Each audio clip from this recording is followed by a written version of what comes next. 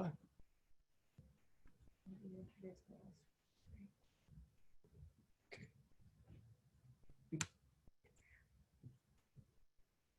Oh, don't you love live? Good morning, everybody. My name is Tony Fulmer, and you, if nothing else, you know me just as one of the pieces of furniture that's been around Chalet for 33 years. I'm Chief Horticulture Officer here, and this morning what we're going to talk about is shade perennials that love to live with hostas.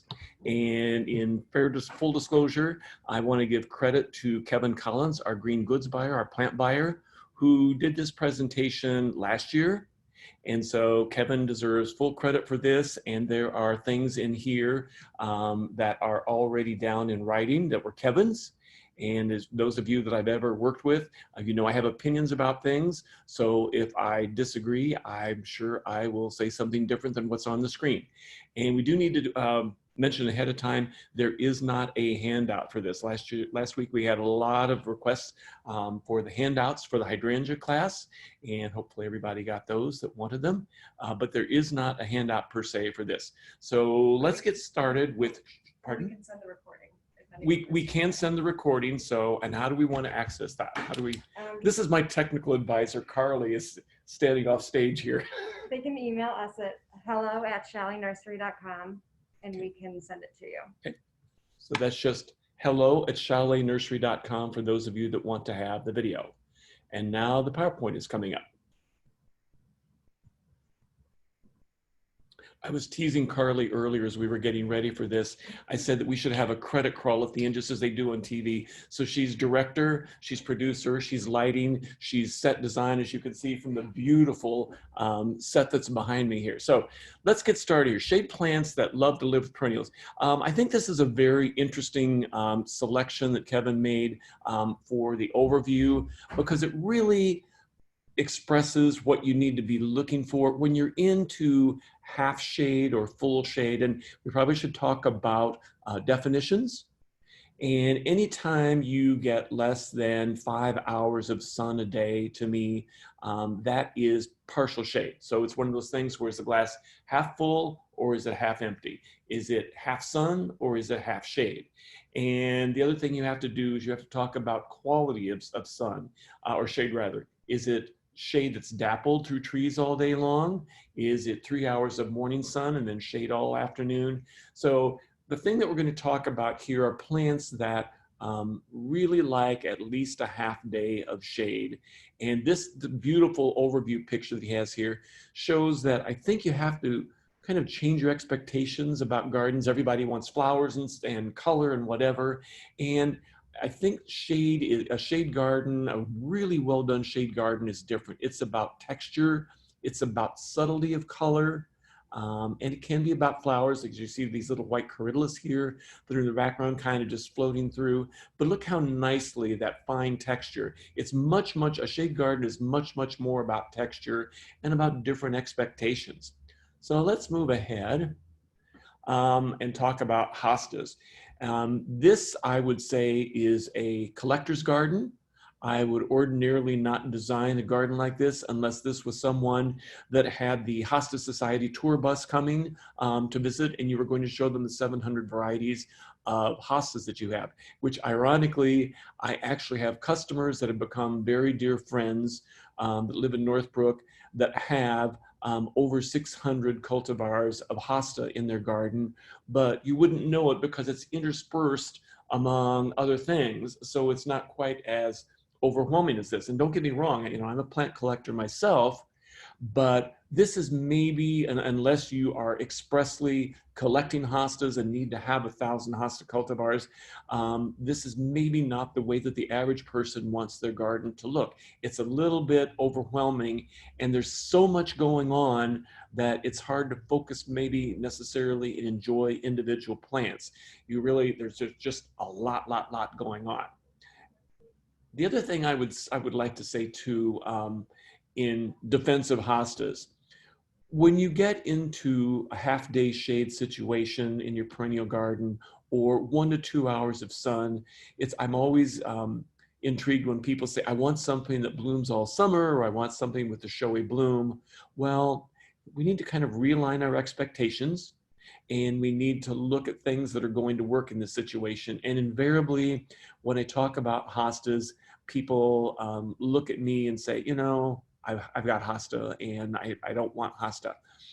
Hosta hybridizers have been busy, busy, busy, and there are some amazing new varieties on the market, all the way from little minis like the mouse series that are maybe 4 inches tall, all the way up to things like Empress Wu, which I will show you later, which gets 4 feet tall and 5 feet wide and really has the presence in the landscape of having a shrub in there. So don't be too quick to judge the hostas. Be open and really explore the possibilities, because you can pretty much name your height, pretty much name your color combination, including golds and chartreuses and blues in addition to greens, and then cream variegations and white variegations and gold variegations. So there's a hosta that will do just about give you any height or any color that you want for your shade garden. And you know, the shade garden doesn't just have to be about Pachysandra and ferns. The hosta here that is the primary focus is a variety called Sun Power, and it is one of the few hostas which can really pretty much go in 5 to 6 hours of afternoon sun. Now, having said that, I have Sun Power, I have it out in full sun, but if you're going to keep it in that kind of situation where it's getting full 95-degree sun in the summer, you have to make sure that you keep it moist, or even Sun Power will scorch along the edges. This is probably a good time also to mention that the different sun needs. So when we get the yellow varieties or gold varieties, they really need 3 to 4 hours of sun, whether it's morning or afternoon, probably preferably morning, to intensify that coloration. Otherwise, they will tend to become more chartreuse or green. The blues, and there's some really, really, really good blues. When you look at the blues, there's kind of an iridescence on them. And if you put them out where they get sun all day, overwhelmingly the blues in a hot summer will tend to burn and scorch, and it will be more green. And so the blues like a little bit of afternoon shade, or actually they should just be an afternoon shade. This again is showing a little bit of the difference in textures. Hostas are not just medium or coarse textured plants. There are, as I said, there are representatives like this stiletto here in the front, which has a more medium fine texture. And then you move up to Naghetto and wide brim, and you move up to medium, and again, a medium texture. So I think the thing, we'll talk a little bit about, I'll try and throw in a little bit of the design theory of this, but the important thing is when you go into shade gardens, when you have plants adjacent to each other, you want to have one unifying thing that ties them together. If you have contrast in color, strong contrast in texture, it becomes jarring and the whole thing doesn't flow together. And what you always want is, remember how the designers all say on HGTV show, what's the story we're trying to tell? What the story you're trying to tell is textures and colors, but you want them to flow. You don't want everything to be about contrast, contrast, contrast. Oh, wrong way. Okay, I'm not being critical, but this isn't a picture that I would necessarily have included, because to me this shows this isn't a planting that we would ever design. So the other thing is that if you're going to be doing things this close to the base of a tree, you need to kind of know that ahead of time. You want to put the young tree and the perennials, and or if you're going to use shade-loving shrubs, you want to put them all in together so that the root systems play nicely together and grow together, and that it reads as one story. To me, this is a really, I will use this as an example of maybe what not to do. It's a little bit, there's a little bit much going on. You've got a lot of color, you've got a lot of texture, and you've got ones of everything. So it's a little bit more like a sampler, and you've got them up against the base of the tree. And so the transition, and you've got something competing with the trunk of the tree. I don't know what that other thing is. It's coming up behind the hosta. So there's a lot going on, and we maybe need to tone it down a little bit more because you've got differences in texture, differences in color next to each other, and you've got ones of each. And believe me, no one is more guilty of it. I read years ago a nurseryman I really admire a lot. He said, "My garden is drifts of one." And I'm that way too, because I'm a plant collector and I want to grow things and I want to be able to tell my customers how they grow. But usually we want to be working in groups of 3 or 5 to give more impact. You get that multiplier effect whenever you use multiples of the same thing. This just shows, in particular, some of the taller, more vase-shaped varieties that you can really, like the one on the left here, which is Crosa Regal, that beautiful silver gray color. And that's not enhanced. That's exactly the color of that plant, but it's very vase-shaped. And so you could leave that with something really, really short in the foreground so you see some of the architecture, that stem going up into the leaf, or you could put something in under the base of that so that just the leaves are coming out over the top. But this is a real interesting sampler of some of the larger varieties that are more vase-shaped. By the way, I forgot to mention earlier, I apologize. Save your questions till the end and we will read those and I will try and answer those to the best of my ability as soon as we finish. Sorry, I keep going the wrong way here. Now this is a really good example of a texture contrast. And I'll show you some other plants that work really, really well. This is a little ironic. We have a Siberian iris with this really narrow linear foliage, which ordinarily should have at least a half day of sun. And it is next to this Regal Splendor Hosta. But it kind of works because the contrast is interesting, but once the flower color is gone from the iris, you just have the green of the leaf picking up that blue-green of the different texture in the hosta. Alliums, again, this is one of those things where you have to judge your companion plants and you have to judge the hosta. And maybe the thing to do is to not look at hostas as strictly a shade plant. And a lot of hostas I put out in direct sun, and that's fine because I'm willing to lose them or have them burn. And if they burn, then I know that variety can't take sun and I'll put it somewhere else. But you've got the alliums, which are shade loving in the midst of what is obviously a shade garden with this number of hostas. But it's kind of an interesting, startling contrast. Okay. Ferns are probably one of the very, very, very nicest complements to hostas because they are green and they have that wonderful foliage texture and they have that wonderful vase shape. And this is a really good example. This is probably just straight ostrich fern, which is one of the largest of the ferns, our hardy ferns. It gets 3 to 4 feet tall, as you can see here, and it really, really makes a nice backdrop.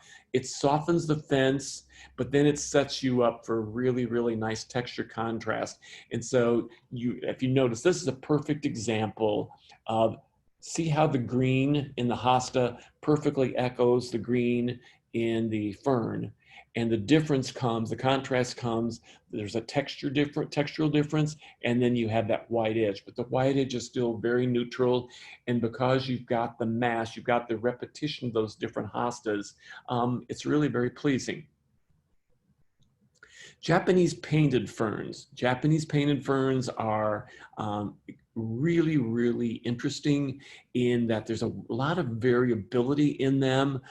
Some of them are almost solid silver with the maroon or burgundy midrib that you see here. Some of them are more maroon. And now there are name varieties that have been selected and propagated by cloning or dividing, so that you know exactly what they're going to be. So this is kind of interesting. You go from the hosta to the fern, and then the fern that silver kind of reads as white and ties into the white of the hosta, and then it goes to the heuchera next to it, and you're picking up that midrib, that burgundy color from the midrib of the fern. You're picking that up in the heuchera, so it really ties together as a very, very nice composition.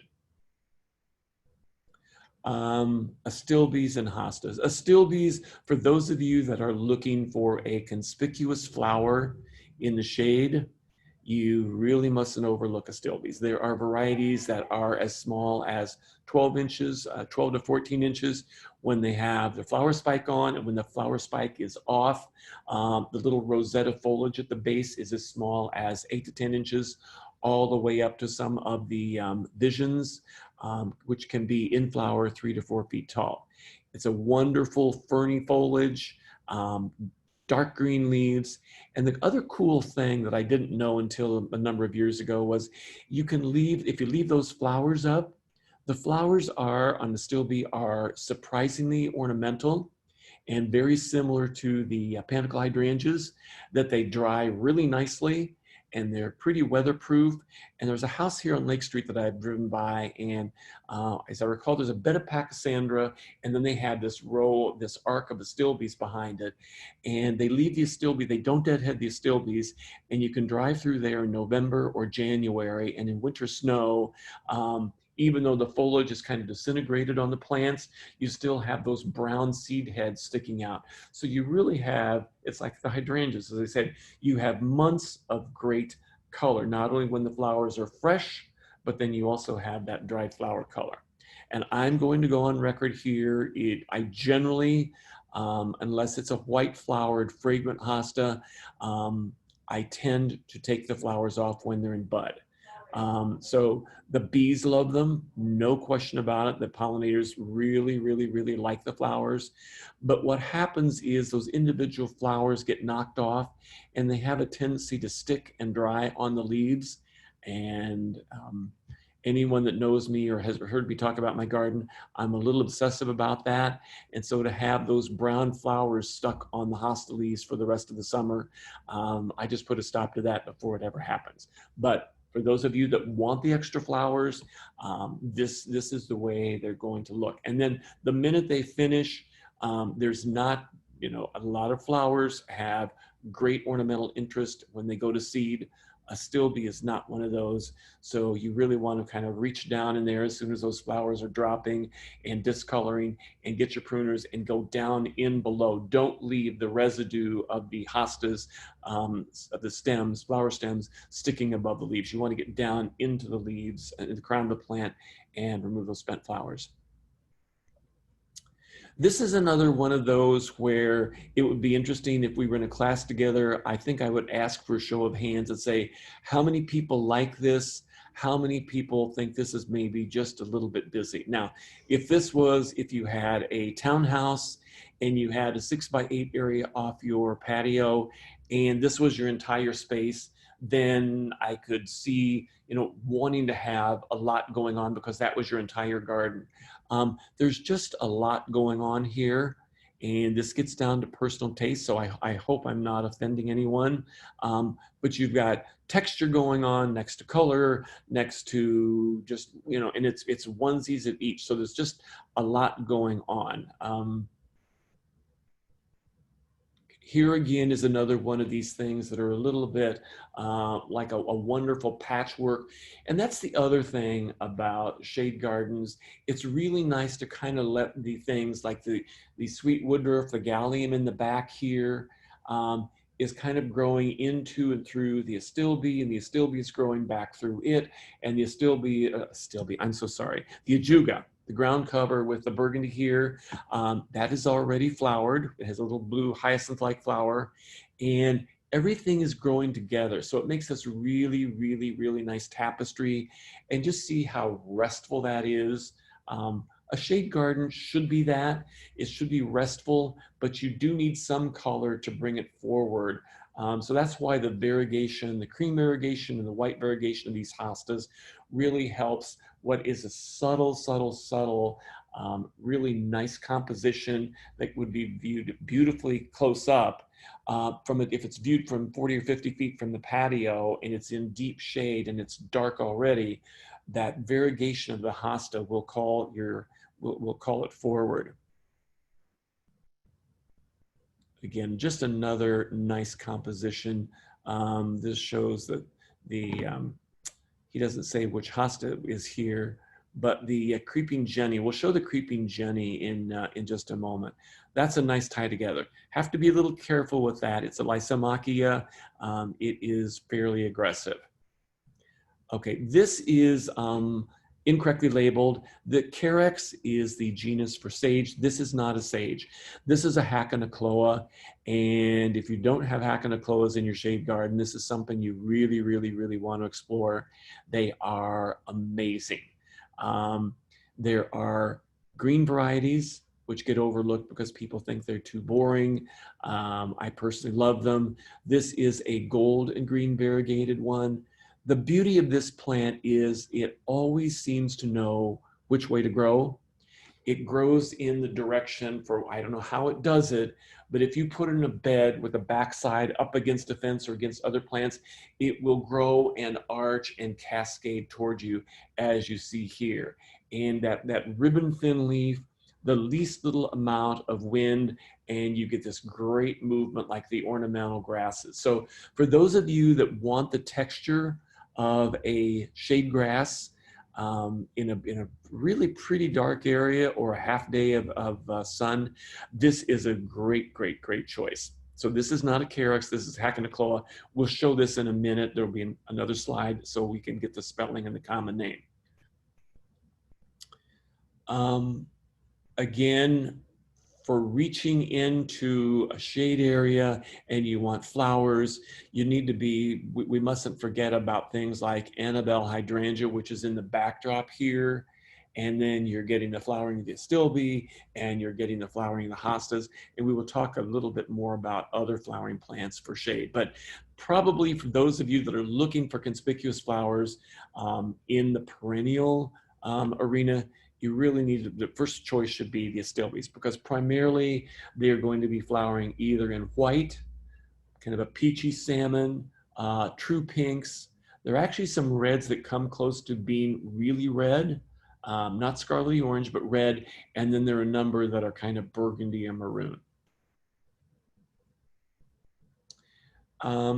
I think the point Kevin was making here is we mustn't just think about the hostas being the backdrop because they're taller and then shorter shade perennials in the front. A lot of times the hostas are a step down, a means to an end to giving a bed a tiered look. And so in this particular case, these look like evergreen azaleas or semi-evergreen azaleas in the back. And then you are stepping down to the hostas, and then there will be something probably in the foreground for that, something much lower. This is kind of an English garden kind of a look. And so the thing that really is fascinating about this, even though there's a lot going on, and even though there are many flower colors and there are many leaf colors, there's something charming about the way those little Japanese primula, which are the pink and burgundy and purple, the stems kind of rise and float like butterflies up above the garden. And then you have that wonderful, wonderful Brunnera, which is the blue. And that is an amazing shade plant. And it's the one, if you look to the extreme right, that silver leaf with the green veins. There are a number of variegated ones. There is a solid green leaf Brunnera. Again, the common name for Brunnera is forget-me-not. And it will seed a little bit. But it's you probably want to deadhead that when those little blue flowers drop off. It just leaves a wiry stem that isn't particularly ornamental. So that would probably be deadheaded. But you can see, and then there's another one straight back behind that beautiful hosta, which looks like it might be Great Expectations, where you have that. That's a really, the Brunner are a good way to get silver or gray in the shade garden, in addition to the painted fern, the Japanese painted fern that we talked about earlier. This is old-fashioned bleeding heart, and there is a charm to this plant that is really, really hard to top. Again, you see you have that wonderful fern-like foliage, which contrasts with the hosta, and then you have the delicacy of those flowers.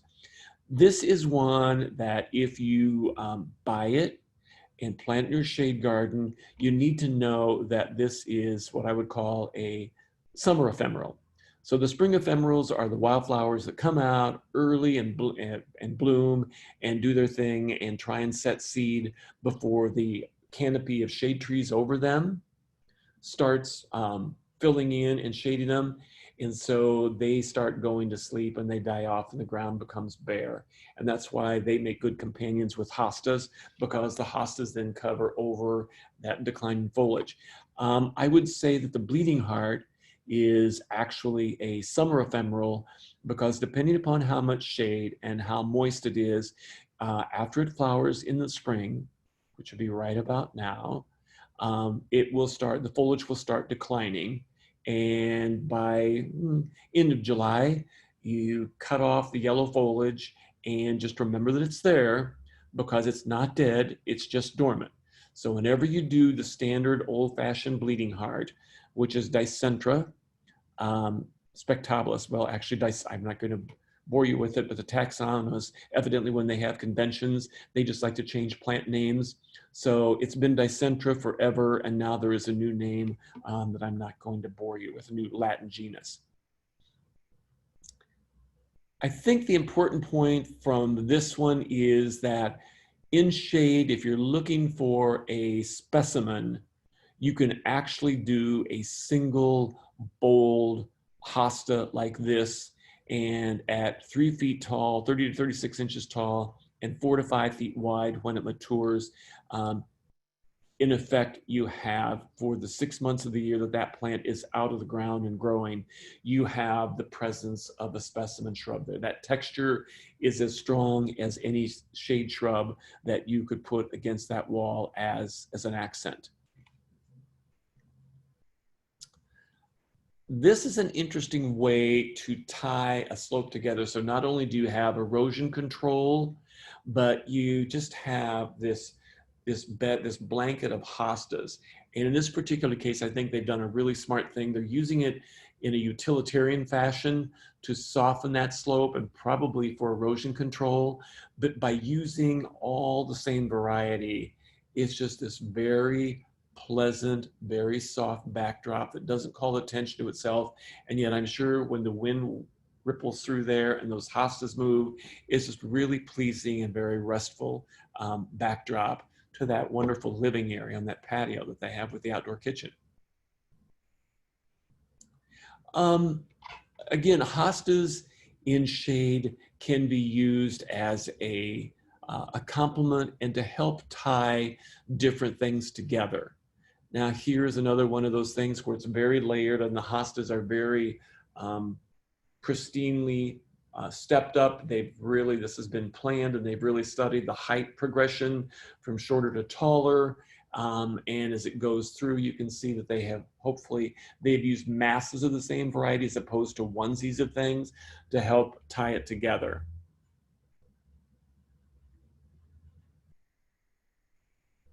Again, this is a really good point. Anything with a narrow, fine leaf really automatically is an interesting choice without a lot of thought for a contrast plant next to hostas. So again, you've got that coarser texture of the hosta leaf with that narrow, linear, almost black-green leaf. So that's a really, really, really nice contrast.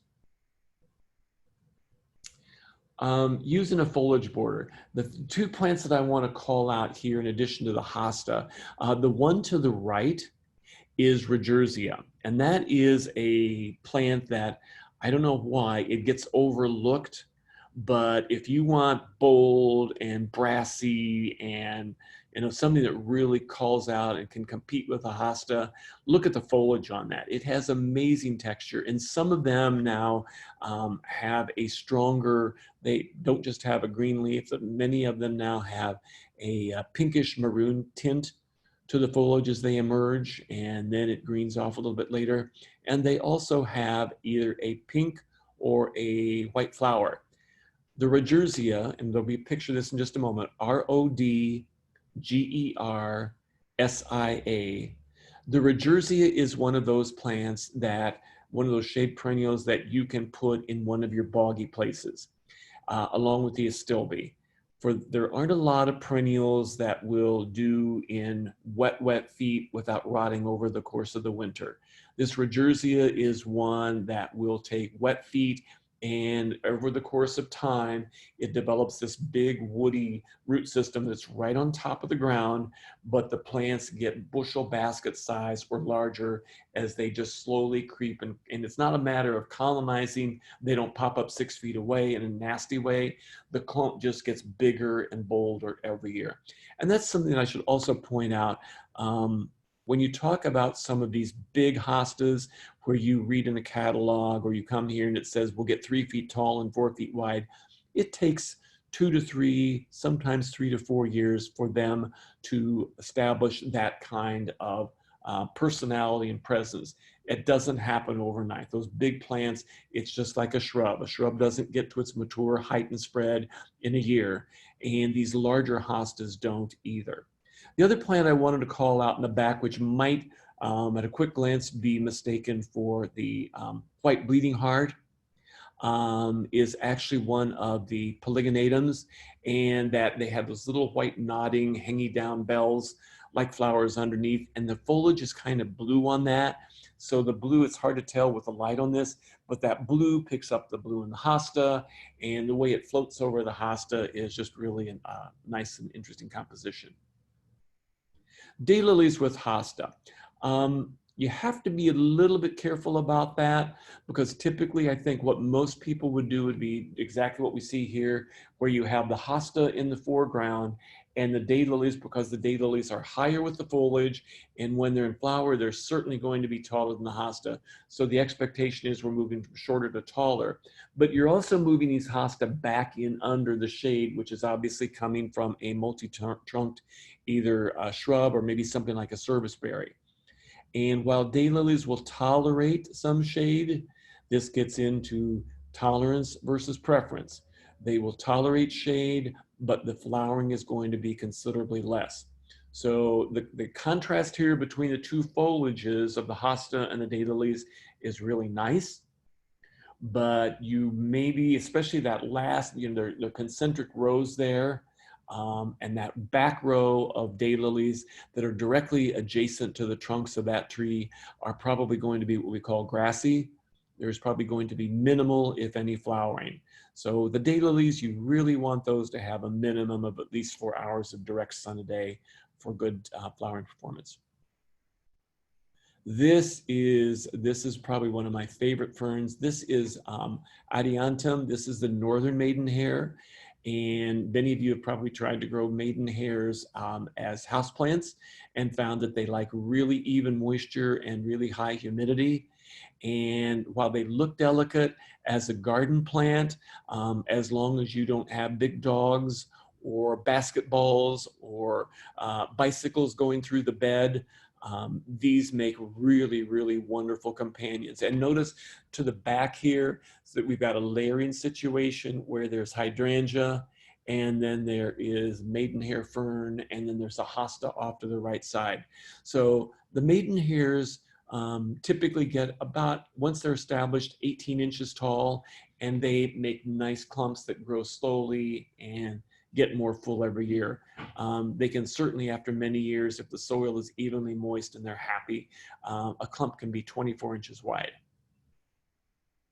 And that just shows how beautiful that any fern, but look at that maidenhair, how nicely that complements the blue.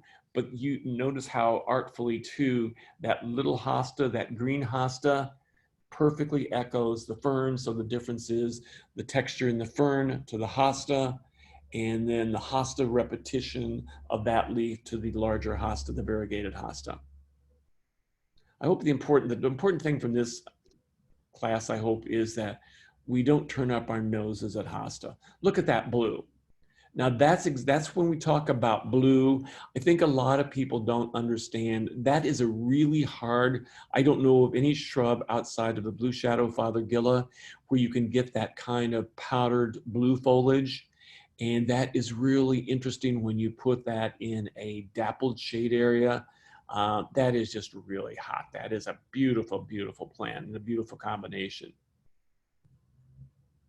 There's another blue, and that just shows the Astilbe. So that is the first time you had a really close up of the Astilbe. You have that loose, plumy, feathery growth, which is so nice with the hosta, and then also the that fern-like leaf of the Astilbe. Creeping Jenny, that is sold as an annual, and a lot of people use that as the spreader, the cascading plant in their containers in the summer. I personally have never grown this as a perennial because I have understand that is in really, really moist soil. It roots along the stem and is perfectly hardy and can be fairly aggressive. So it's one of those things that use with caution and keep after it and don't let it start spreading. But that chartreusey leaf and the little yellow flowers on that make a nice ground cover, nice contrast with hostas.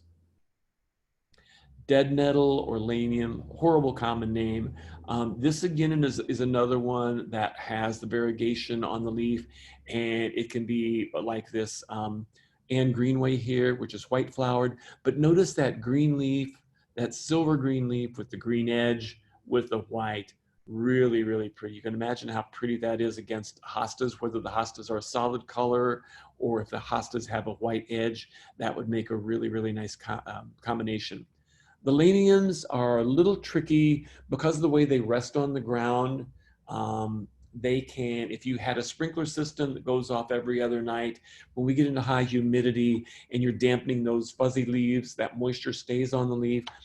You could have leaf spots on those.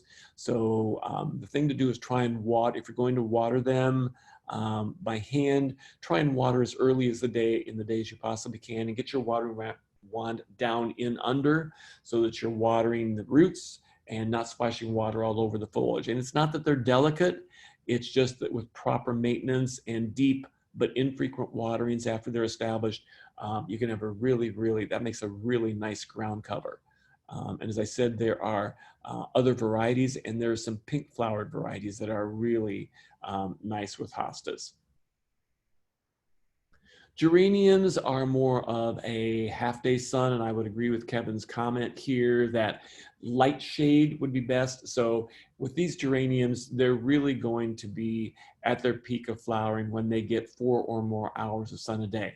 And again, we've talked about there are hostas that will do that kind of sun, whether it's morning or afternoon. 4 to 5 hours isn't a problem. But if you're using geraniums as a companion plant with hostas, I would say those would be the hostas that are more out and getting a half day of full direct sun. And as you know, there are many, that whole range of geraniums. There are pinks, there are whites, there are purples, there are lilacs, but they tend to be heavily weighted towards the blue and lilac and lavender color flowers. The ligularias, this is bottle rocket, and this is another one of those really bold, brassy plants. You've got a big leaf, and you don't have a lot of shade plants that have a yellow or gold or orange flower. And while I know this isn't orange, there are other ligularias that do have orange flowers.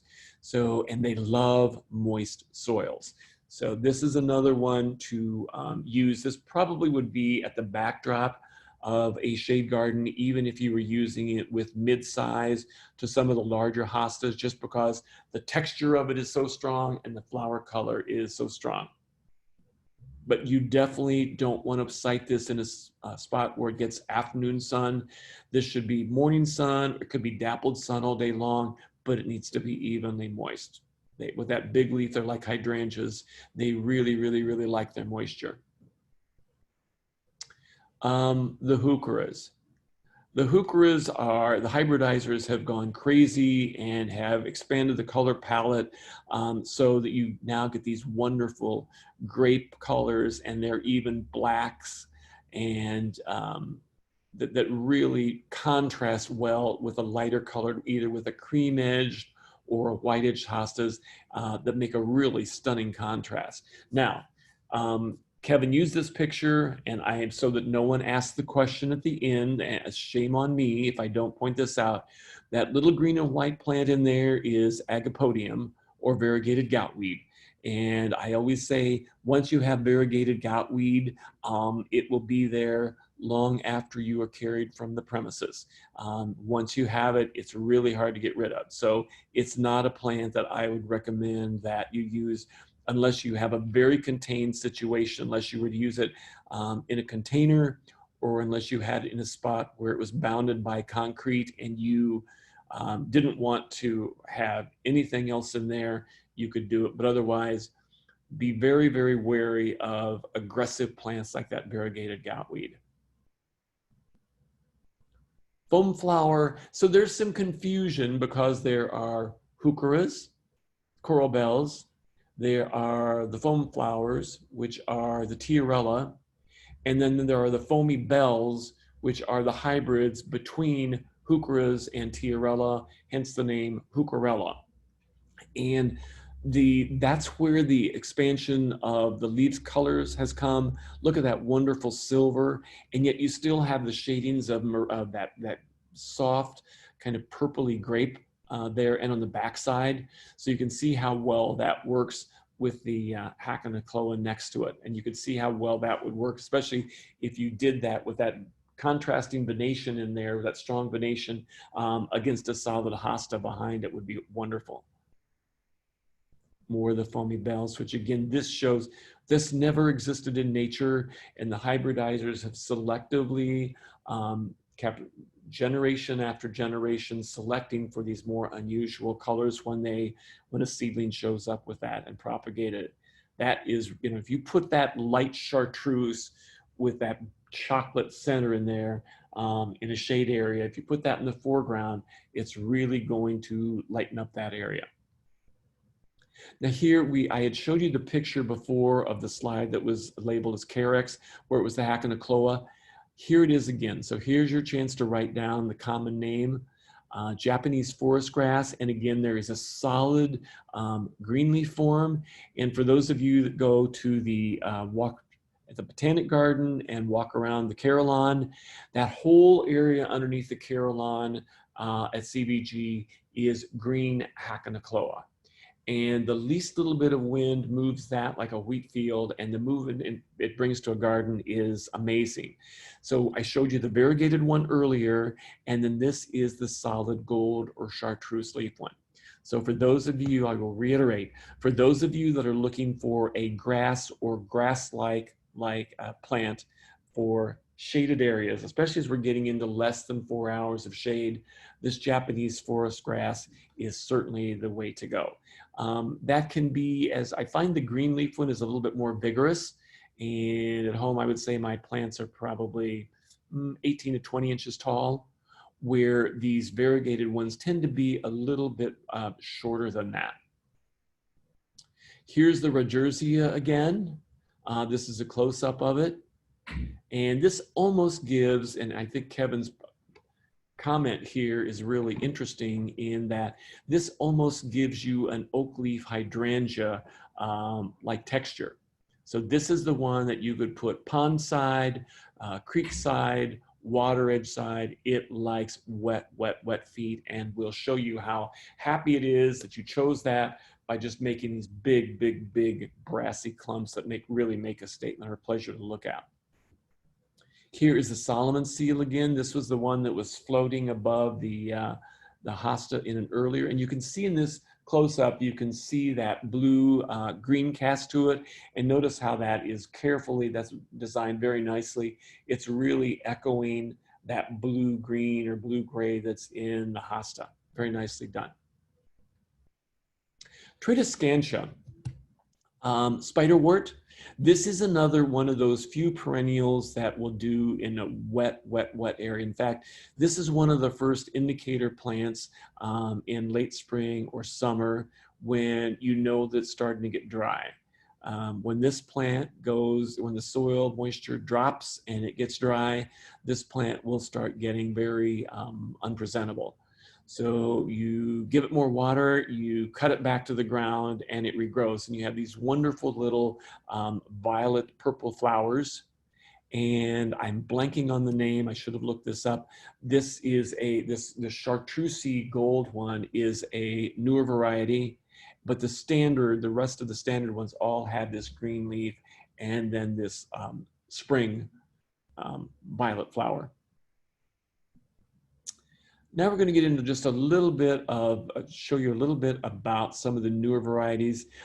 This is Empress Wu, and if you've ever seen Empress Wu in a catalog or online, this man, I hope he gets royalties. I know he doesn't, but I hope he gets royalties because this is the picture that is always shown when Empress Wu is for sale.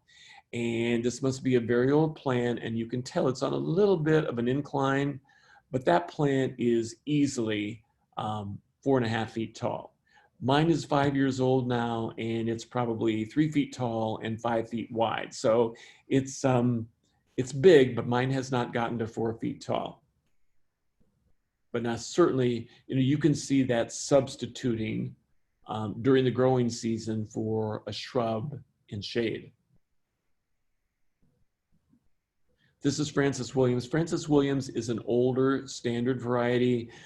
It's been out for decades and decades and decades, and it has that blue-gray cast with the really nice olive green, or I'm sorry, more lime green variegation on the edge. This is Summon Substance, and Summon Substance is very versatile. It can go in sun. Mine are out in full sun because I wanted to test them and see if they would do that. And in full sun, it's really lime colored and chartreuse. This one, obviously, with that darker green color, is in a good bit of shade, and so the color is deepening. The thing to look at too is this Summon Substance. Look at the puckering of those leaves and the ruffling of those leaves. When you get that, you automatically know that you have a variety that has a thicker texture, and that is a plant that is going to be very, very difficult for slugs to chow down on, because you've just got that thick cuticle and the leaf is thicker, and it's just way, way, way too much work to chew on. So always look for a thicker leaf, and anytime you get that puckering or that thickening of the leaf, that's going to be a variety that's going to be naturally more slug resistant. We'll talk about slugs in just a moment. Halcyon, this is a great example. Halcyon is a nice mid-sized blue. Mine are about 18 inches tall, and because it's a blue, I have it where it just gets dappled sun, and that dappled morning sun and then shade in the afternoon, that blue stays really, really, really strong, and it doesn't sunburn off to a dirty green color. Sagai is one of the taller ones. That's one that we had earlier, where it's very base shaped. So you have a long stem, and then it stands up, and you have those nice flowers, or that nice foliage standing above that. And here's again another for those people that say, "Oh well, hosta, it's not. I've got hosta." That's pretty special with that blue-gray with the white around it. And again, can you imagine a grouping of 3 or 5 of those in a dark corner? Just 3 or 5 of those alone will really illuminate that corner and pull your eye in and make that corner of the landscape much more valuable. Stained glass. And here again is another, just a really interesting, this is probably a collector's garden, because you've got one of this and one of this and one of this. And so there's a lot to see there. Okay. Kevin was a little dramatic, I think, in his selection of this picture. This is probably taken on the Pacific Northwest, where the killer slugs or killer snails are an issue. Really, the thing we need to be concerned about are slugs. And I'm going to contradict myself and say that the research is in, and there's virtually everything but succulents benefits from some type of organic mulch. So whether it's leaf mulch or cotton burr, whatever it is, mulches make all the difference in the world. But in the case of slugs, if you have them right up to the base of the plant, your hostas, you are going to probably be encouraging slugs. In particular, it's going to be exacerbated by those of you that have in-ground irrigation systems that have those going off Monday, Wednesday, and Friday. Slugs are looking for a cool, damp spot to survive. And they are nocturnal, and that's why you seldom catch them working and chewing and stripping your hostas and other valuable ornamentals, because during the day they're like vampires. When sunrise comes, they crawl back down and they get under, they look for a cool damp spot like wet mulch to live, and they stay there for the afternoon, and then at night at dusk they come back up and do their feeding. So one of the cultural things that you can do so that you don't have to use a control product is to just make sure that the mulch in your bed, I like to, on my hostas, I try and keep, especially varieties that I know are susceptible to slugs, I keep the mulch to the edge of the drip line, so that that imaginary line down from the edge of the leaves down to the ground, I leave that bare, because they have a mucus coating. And if they crawl across soil, and if they hit a little piece of sand or a little piece of stone or a particle that abrades that and takes that mucus off, they dehydrate. And if it happens thoroughly enough, they can die. So they are very loath to cross any kind of a surface that is abrasive. And organic mulches are generally softer, like the leaf mulch. And so that's the one time that I would not be adverse to you not mulching your hostas. But everybody else should get mulched. It makes all the difference in the world in the way your plants grows. If you have a situation where you have still pulled your mulch aside and you don't have a sprinkler system, but you have varieties that are susceptible, the product that we sell, that we recommend, is called Sluggo, Sluggo, and it's iron phosphate, and it is on a wheat carrier. And so you throw it down in under the hosta, and I would do it right before nightfall, and they come up and feed on it. And what happens is it basically gives them a tummy ache, and they stop feeding, and 3 to 6 days later, they just die of natural causes. I think we've covered most of this. Here are some of Kevin's recommendations for varieties that are, and again, these are all varieties that have a thicker leaf. So the Siboldiana elegans, Blue Angel, Summon Substance, Sagai, June, Halcyon, Inniswood, any of those heavy leafed, thicker texture varieties will be much more naturally slug resistant. This is just one of those things that illustrates what a woodland garden with hostas at the edge, notice how even with that beautiful blue, yes, the first thing you see is the blue of that woodland phlox, but what happens when that disappears and that you've got that nice white of that clump of hosta in there to really draw your eye in, pull your eye in so that you enjoy that space more. And it's a nice transition. It just softens the ankles of those trees and just ties the whole thing together and takes your eye in a very pleasing way. This is another one of those situations where I hope, because the tree right in dead center is a beech. And the beeches do not like competition. They do not like things right at their roots. So I hope that those hosta, and the thing to the left of that is a dictamnus or a gas plant. I hope that those were all put in together with the young beech tree so that they all grew up together and that they're all playing together. But When you're doing hostas, be careful about coming in after the fact, around, especially around a younger tree that's less than 4 or 5 inches in diameter, and digging all the way around it, and digging especially larger containers, larger holes, and disturbing that root system. Just because you don't see a root or hear a root crunching when you put the spade in doesn't mean that you're not disturbing the root system of that tree.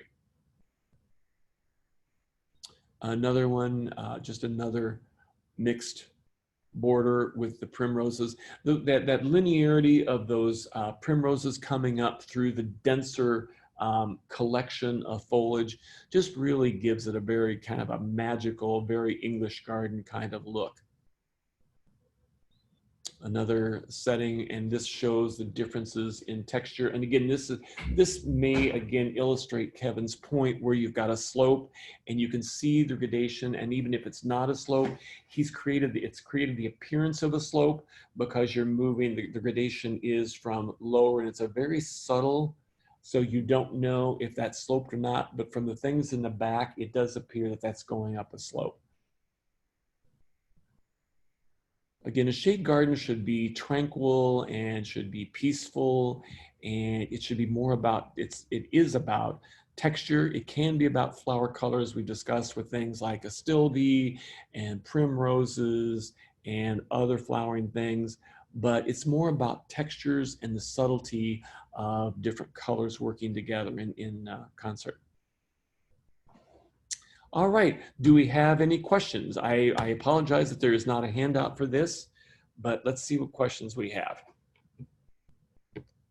Director, art director, producer Carly is reaching in because I freely admit I'm a techno dinosaur. Do we have some questions? Let's find them.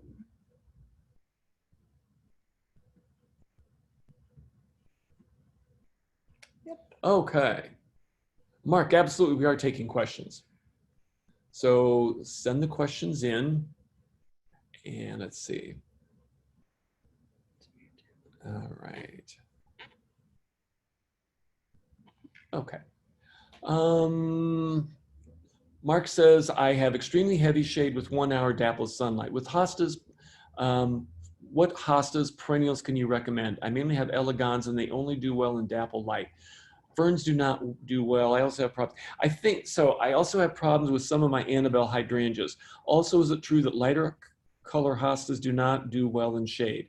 What was the name of the shade grass you talked about? Blah, blah, blah, blah, blah. The only shrub that does well is black haw viburnum. What was the name of the blue hosta? My goodness. Okay. One of the things that we have to be careful about, we talk about heavy shade. It may not just be the heavy shade.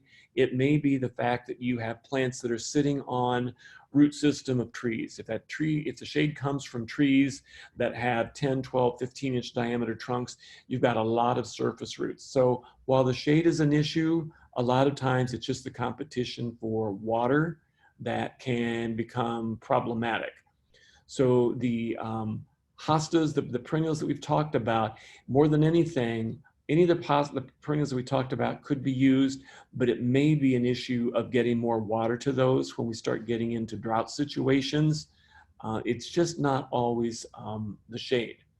And Annabelle, again, the other thing too is with Annabelle, it's not a matter of prefers shade, it will tolerate shade. So when you put Annabelle in 5 hours of sun or 4 hours of sun or half an hour of sun, you're going to notice a tremendous difference in the quality of the plant, and it's going to be a taller, thinner plant, because what happens is in shade, the cells elongate. The plant is trying to optimize the amount of surface area it has to catch whatever light is there. So the cells elongate and the plant will stretch trying to find the light. So it will be taller, it will be weaker stem. The distance between leaves will be greater. So overall, the plant just looks thinner and more sparse. And at a certain point in time, when you get into a situation where you're less than 3 hours of direct sun, even shade tolerant plants like Annabelle and Fothergilla are going to look different than if they have 3 to 4 hours of sun a day. What else do we have, Carly? Let's see. Okay, I'm sorry. When and how should you divide hostas? Hostas, it's a little bit like when can you change your living room or your bedroom around? I consider hostas like a piece of furniture, and you can pretty much move them just about any time.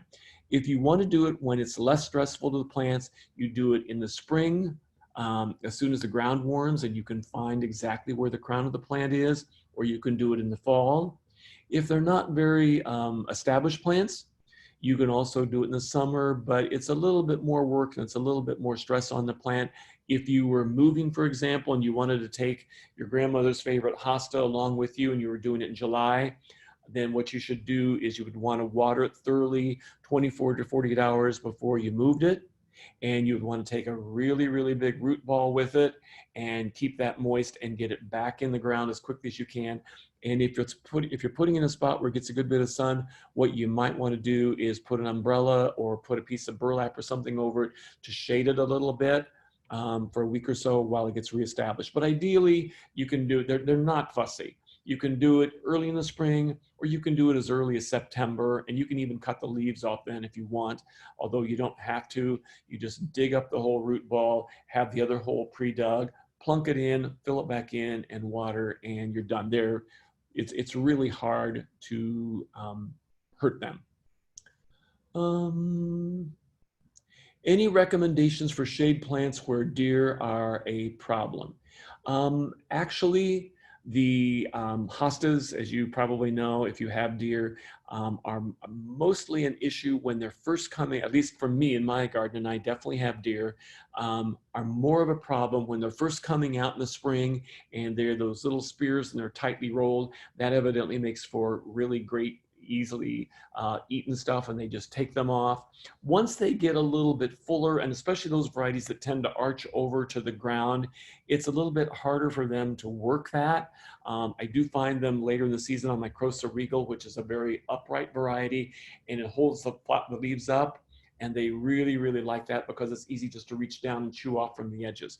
There is a great, great repellent called Plant Skeed. And if you spray your plants on a regular basis, and that lasts a long time. Once that dries, that literally lasts for a couple of weeks, even in rainy weather. And they really, really, really don't like the blood component of that. So that's one way to get them conditioned early in the season, not to come there. Okay. Keith from Clems here. What type of soil do you recommend for hostas? Generally, like anything, they are not fussy. What they want is a soil that is, you don't want to put them in a hot box situation. So I would say you would never put them in a heat island where you've got a 3x3 cutout next to a reflective, say south or west facing brick wall with an asphalt driveway bounding it.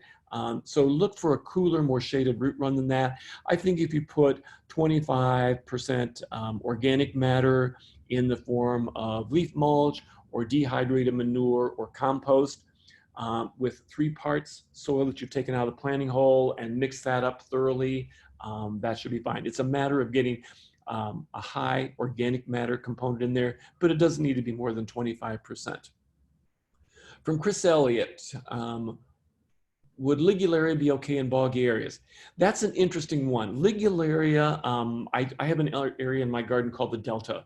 And the last month or so, there have been times when the water is 3 inches deep as it flows across that garden, but it's gone in a couple of hours.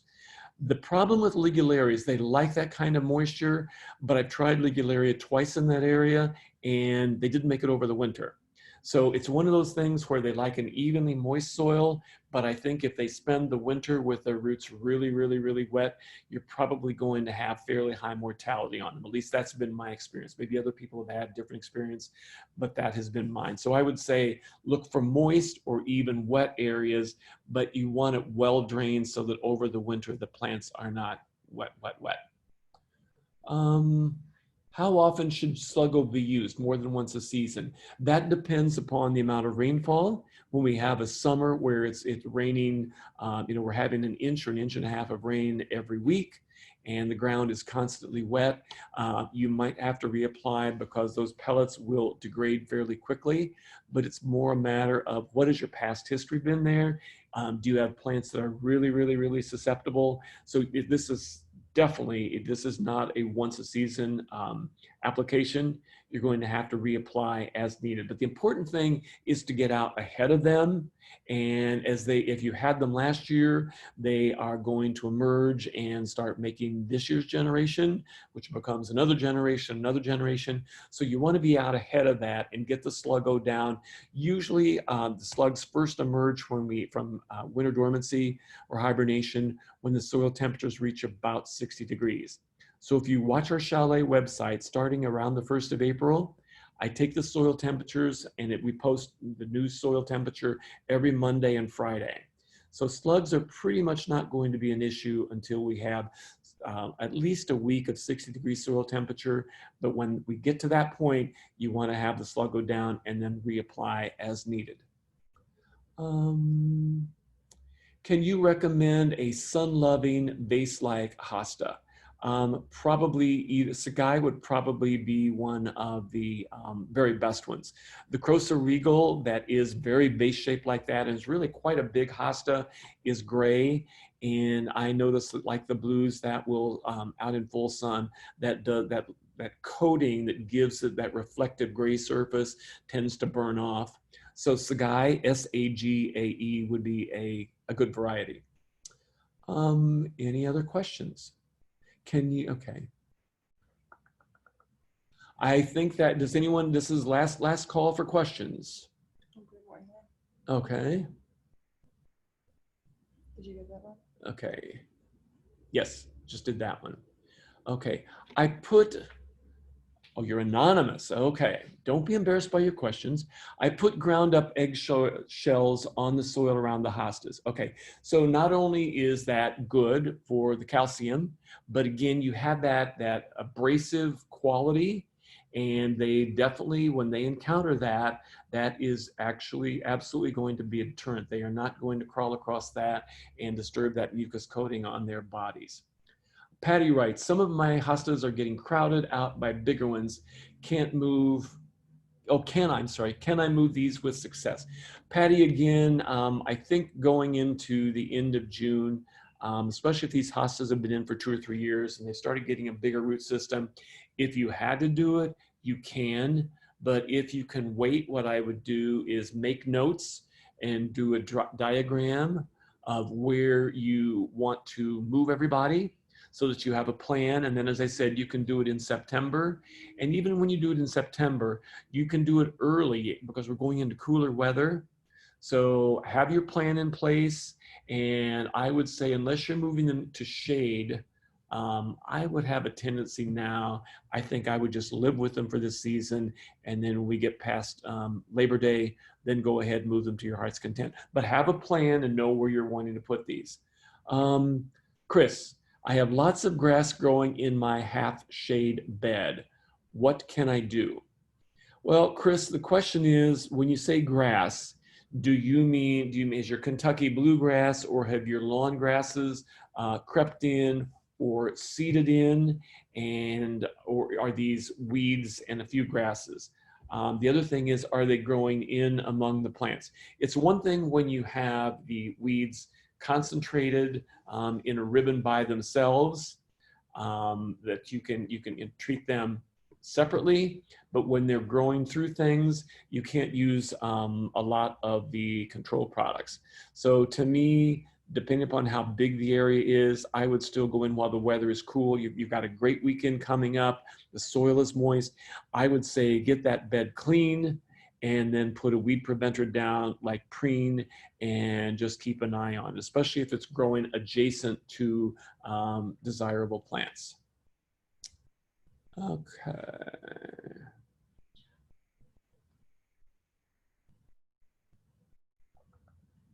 I had just put mulch over my painted fern. Will it die or grow through the mulch? Oh, that's a really good question. When we talk about mulch, I think the most important thing, my rule is, we're mulching roots, we're never mulching stems. So especially on perennials, although the painted fern will have a wiry stem, you still don't want to bury that in a couple of inches of mulch. You always want to keep that mulch to the edge of the stem so that you have bare soil adjacent to the stems and the outer edges of the plant as they come up through the ground, and you want air circulation around there. So I would say if you literally put an inch or two, regardless of whether you used an organic mulch or not, like the leaf mulch, you want to get in there, and I would gently pull that away and make sure that you have bare soil around the plants. You never want to bury perennials with an inch or two of mulch over the crown of the plant. That can be disastrous, especially in a year like this where we're having so much rain. Those stems stay constantly wet. They don't have a chance to dry out, and that's when you're apt to have more fungal problems, or just have the softer stem things just kind of topple over, and when you examine them, the stems will just be rotted and soft because they were just too wet. Checking.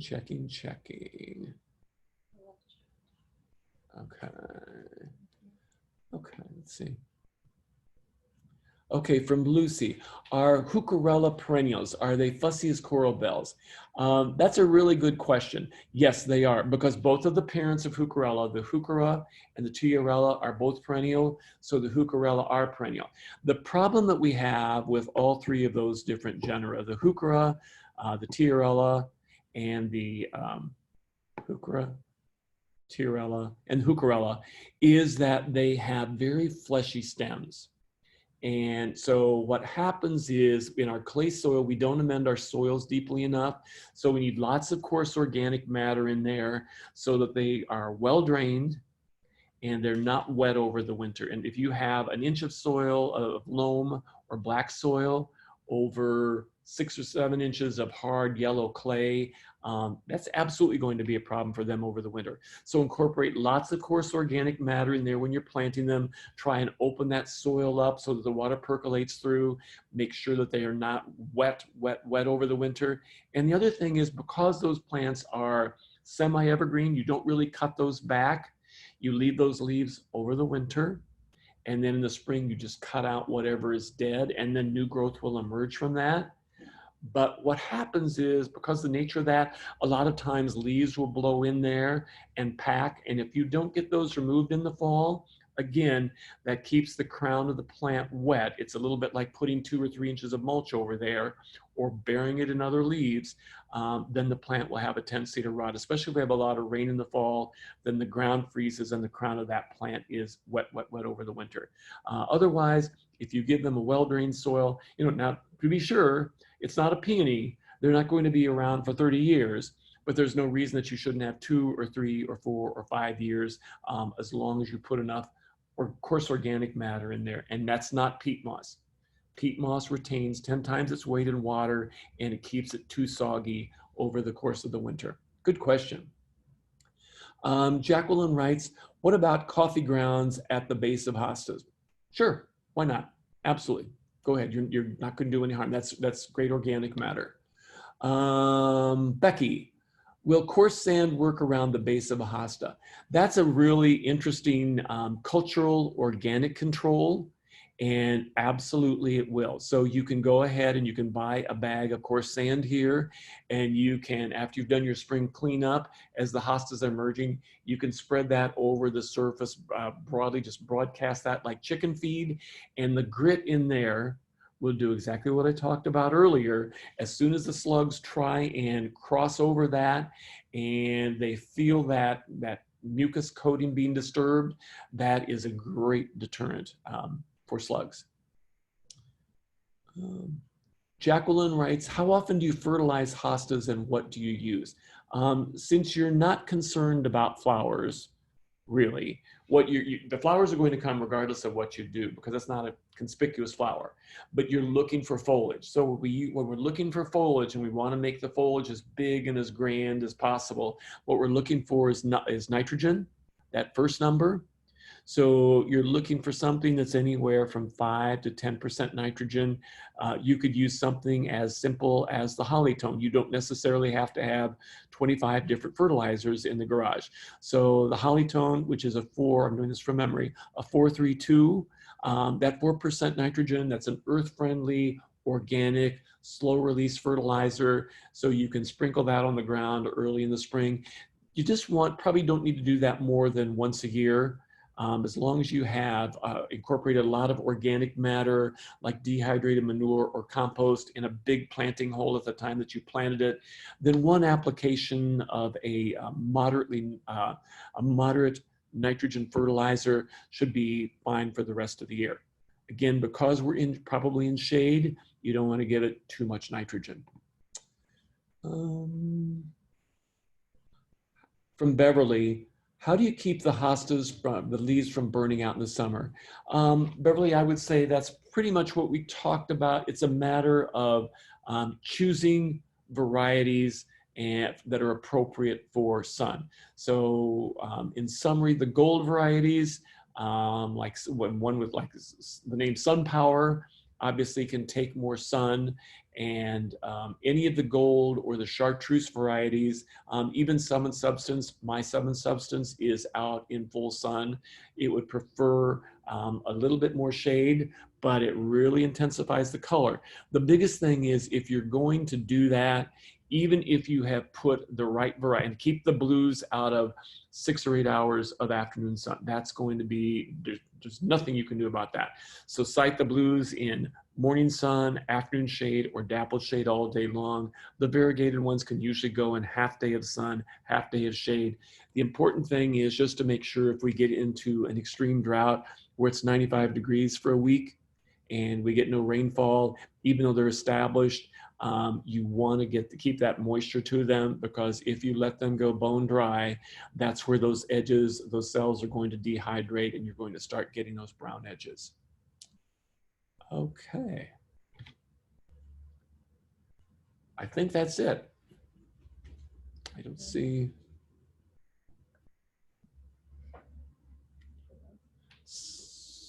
No, I've already done that one. We're checking. We've got a lot of questions here.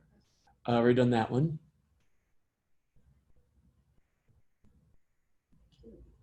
Okay.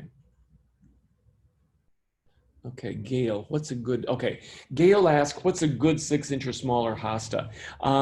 Gail, that's a great question. And I touched on that earlier, that when people turn up their nose when I recommend hosta, they usually have not been able to experience the range of cool hostas all the way from the little minis.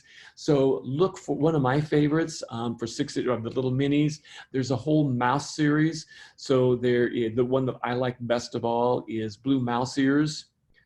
It has that wonderful little diminutive little leaf that's a little bit larger than a silver dollar, but great blue-gray flowers, blue-gray leaves. And then it has wonderful little tiny, like an inch of blue flowers that sit just above the blue foliage.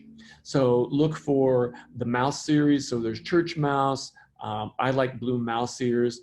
But you can tell just by the leaves. And we have a tendency, we do grow a lot of our own hostas, and our hostas are really special because we keep them in the pot an extra year, so you have a more mature plant. So come in and check out our selection, and there will be a number of different great miniatures. But if I had to name one, I would say do Blue Mouse Ears. Okay. I think I do not see any new ones. All right.